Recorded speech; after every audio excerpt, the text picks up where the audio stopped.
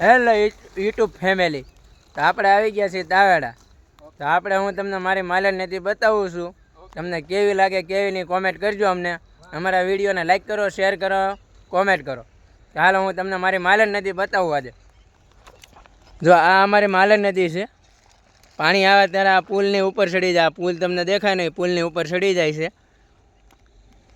આવી મોટી નદી છે. નદી કાંઠે એક ટાવર છે ને આવું બધું છે અમારી નદીનું નજારો.